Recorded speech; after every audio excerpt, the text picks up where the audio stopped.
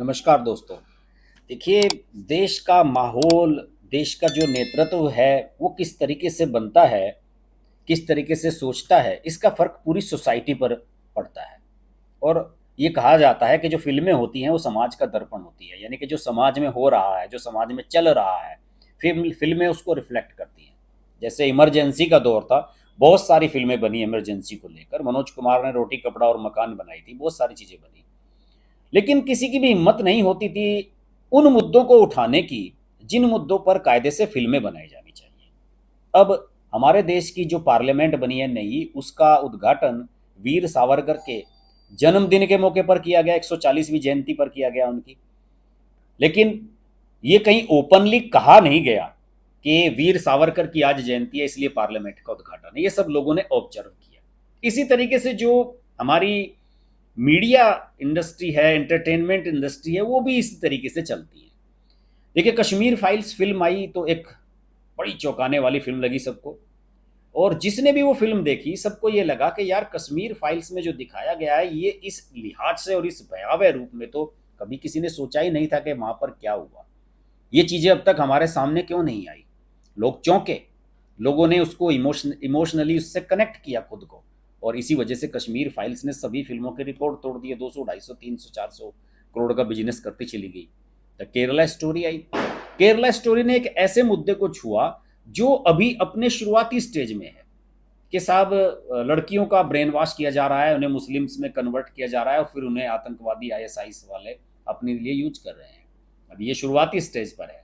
लेकिन उन्होंने इस चीज़ को सेंस किया कि इस समय इस मुद्दे पर अगर फिल्म बनाई जाएगी तो उसे सेंसरशिप नहीं झेलनी पड़ेगी। यही फिल्म अगर कभी कांग्रेस की सरकार होती, उस समय बनानी पड़ती, तो आप जानते हैं कि क्या स्थिति हुई होती।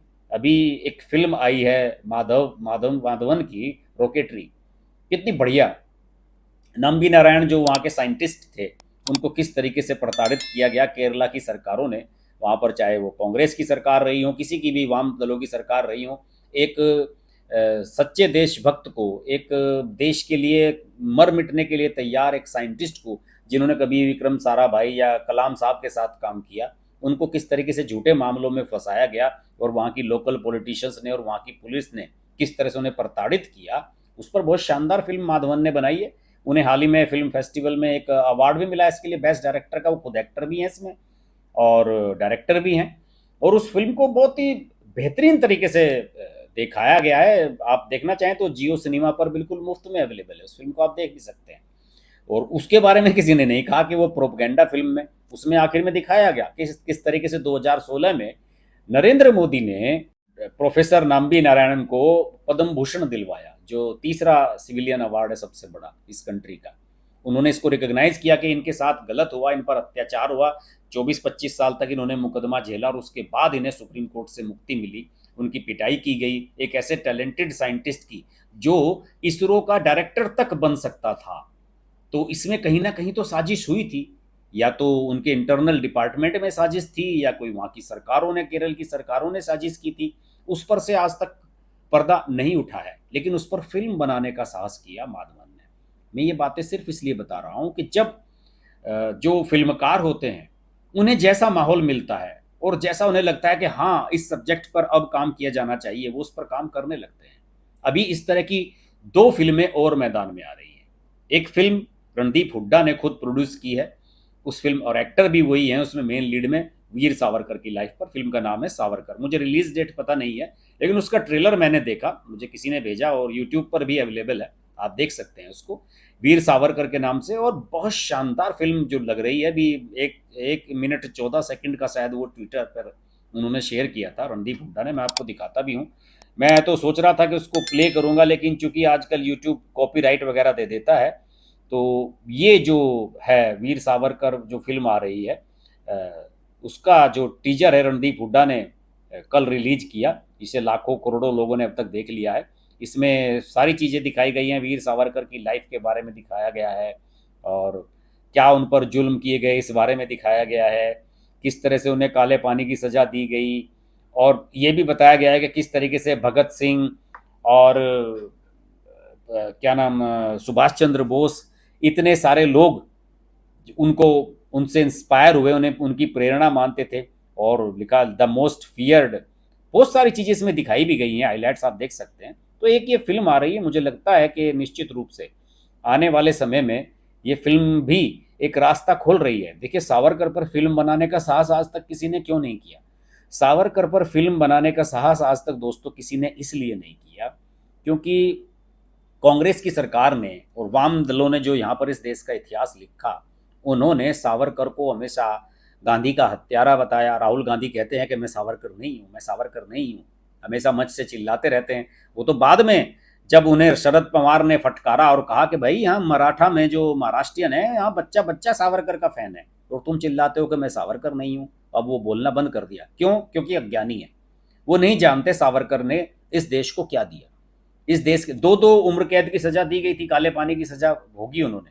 और इस कांग्रेस सरकार के कार्यकाल में, वो 60s के दौर में सावरकर साहब जो है किस तरीके से बीमारियों का शिकार होकर मरे हैं और किस तरीके से उन्हें इतिहास में से उनके नाम को मिटाने की कोशिश की नेहरूवादी सोच ने, वो सब चीज़ें इस फिल्म में जरूर देखने को मिलेंगी। बहुत सारी किताबें भी मार्केट में अवेलेबल हैं, उनमें भी आप देख सकते हैं। तो इस फिल्म का हम सबको इंतजार है, देखते हैं इसमें क्या होगा। और देखिए, साउथ की जो इंडस्ट्री है हमारी, दक्षिण भारत की जो फिल्म इंडस्ट्री है, वो भी इस मामले में पीछे नहीं हटती। रामचरण जो चिरंजीवी के बेटे हैं, उन्होंने एक फिल्म का ऐलान किया है, उसके बारे में भी आपको जरूर दिखाऊंगा मैं। उन्होंने एक फिल्म का ऐलान किया है, द इंडिया हाउस के नाम से ये फिल्म बनने जा रही है। और इस फिल्म में वो रामचरण खुद लीड में होंगे। और दो इस फिल्म में शायद मेरे ख्याल में एक जो रेवोल्यूशनरी क्रांतिकारियों के बारे में काफ़ी कुछ इसमें और भी बताया जाएगा। उनके बारे में थोड़ा सा मैं प्रकाश भी डालूंगा, लेकिन आपको पहले वो ट्वीट दिखाता हूँ। रामचरण ने ये खुद ट्वीट किया है और इसमें उन्होंने बताया है कि ये भी इन्होंने वीर सावरकर की 140वीं जयंती पर इसका टीजर रिलीज किया है, इंडिया हाउस का अनाउंस किया है कि ये फिल्म अभी बनेगी। और इसमें निखिल सिद्धार्थ, अनुपम खेर, डायरेक्टर राम वामसी कृष्णा होंगे इसके। जय हिंद लिखा उन्होंने, अनुपम खेर भी इसमें किरदार में होंगे। और जो निखिल हैं, से निखिल सिद्धार्थ साउथ के बड़े पॉपुलर स्टार हैं, वो भी इसमें होंगे। तो इस फिल्म की भी सबको प्रतीक्षा रहेगी, देखते हैं इसमें क्या होता है। वैसे मैं इस फिल्म के बारे में आपको जरूर बताना चाहूँगा, सावरकर के बारे में तो सब लोग जानते हैं, लेकिन रामचरण ने जो फिल्म अनाउंस की है उसके बारे में बहुत कम लोग जानते हैं। उसके बारे में मैं आपको जरूर बताना चाहूँगा कि इससे पहले कश्मीर फाइल्स जो बनाई थी और कार्तिकेय 2, उसके भी निर्माता अभिषेक अग्रवाल ही थे, जो इस फिल्म के भी निर्माता हैं। और इस बार इन्होंने रामचरण के साथ हाथ मिलाया है, दोनों मिलकर इस फिल्म का निर्माण करेंगे, जिसमें निखिल सिद्धार्थ और अनुपम खेर मुख्य भूमिकाओं में होंगे। और इसका जो टाइटल अनाउंसमेंट कल हुआ है, जिसका मैंने अभी आपको झलक दिखाई, द इंडिया हाउस, इसमें रामचरण ने लिखा है कि हमारे महान स्वतंत्रता सेनानी वीर सावरकर की 140वीं जयंती पर हम अपनी अगली पैन इंडिया फिल्म की घोषणा कर रहे हैं, द इंडिया हाउस। और राम वामसी कृष्णा इस फिल्म का निर्देशन करेंगे। रामचरण की जो कंपनी है वी मेगा पिक्चर्स, और अभिषेक अग्रवाल की जो कंपनी है अभिषेक अग्रवाल आर्ट्स, दोनों मिलकर इसको बनाएंगी। फिल्म लंदन में एक बम ब्लास्ट के इर्द गिर्द घूमती हुई है।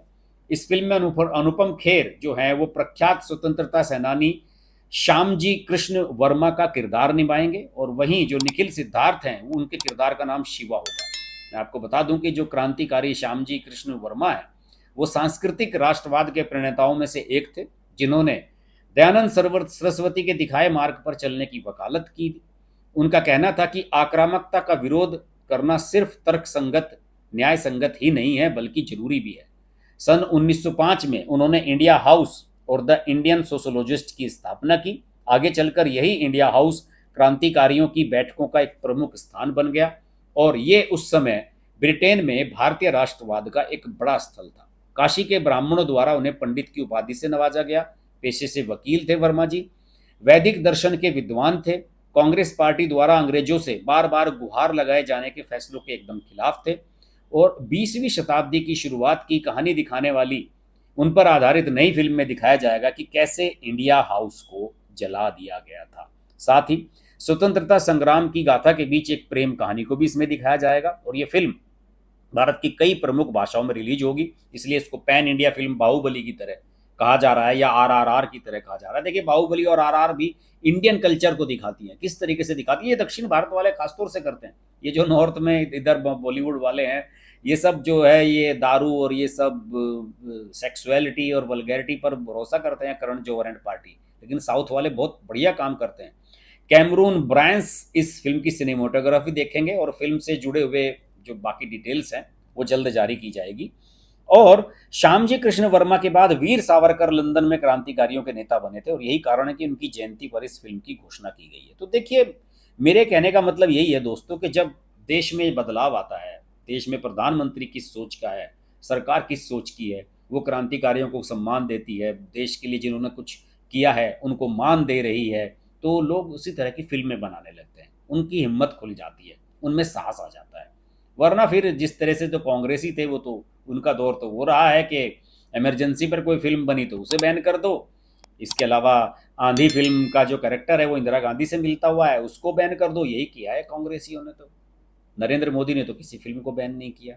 बताइए, किसी हिंदी फिल्म को या किसी साउथ की फिल्म को नरेंद्र मोदी ने बैन किया हो तो बीबीसी की डॉक्यूमेंट्री को अगर छोड़ दिया जाए तो उसके अलावा किसी फिल्म पर, किसी फीचर फिल्म पर अगर कभी बैन किया हो तो इसे कहते हैं बदलाव, चेंज। और ये बदलाव आज मीडिया में भी नज़र आता है, पॉलिटिशियंस के बीच में भी नज़र आता है और साथ ही साथ हमारे फिल्मों में भी नज़र आता है। तो मुझे लगा कि इस बारे में आपको अवगत कराया जाना चाहिए, मैंने इसलिए वीडियो बनाया। वीडियो आपको अच्छा लगे तो लाइक कीजिएगा, शेयर कीजिएगा। चैनल अभी तक सब्सक्राइब नहीं किया तो सब्सक्राइब कर लें, वरना बहुत अच्छे अच्छे वीडियो आप मिस कर देंगे। आपसे फिर भेंट होगी, तब तक के लिए नमस्कार।